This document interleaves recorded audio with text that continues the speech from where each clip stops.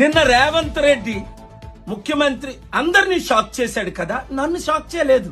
ఎందుకంటే నాకు ముందే తెలుసు ఆయన బీజేపీ, మోదీ, ఆర్ఎస్ఎస్ ఏం చెప్తే అదే చేస్తాడని. ఆయనే నిన్ను క్లియర్ గా చెప్పాడు.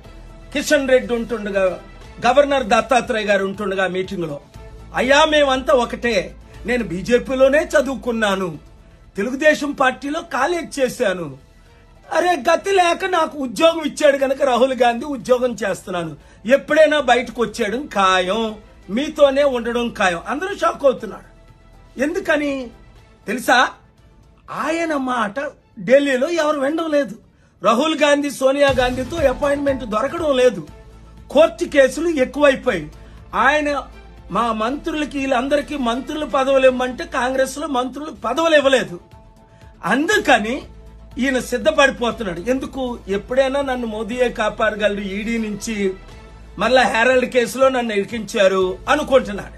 కాదు, ఆయనకు తెలుసు ఆయన ఏ తప్పులు చేశాడో, దేవునికి దూరం అయ్యాడో, శాపగ్రస్తుడు అవుతున్నాడో, దేవుని ఉగ్రత వస్తుందో ఎవరూ రక్షించలేరు మారు మనసు పొందితేనే తప్ప.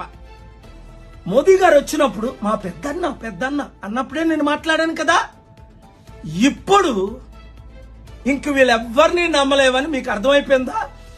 ఇప్పుడున్న వాళ్ళందరూ ఆర్ఎస్ఎస్, బీజేపీ, మోదీ ఏం చెప్తే అదే చేస్తారు ఈ రాజకీయ నాయకులు అందరూ. కనుక మార్పు రావాలి, ఆ మార్పు మనమే తేవాలి. మీరు నేను కలిసి పనిచేయాలి. ఈ వీడియో అందరికీ బ్రేకింగ్ న్యూస్ పెట్టి షేర్ చేయండి.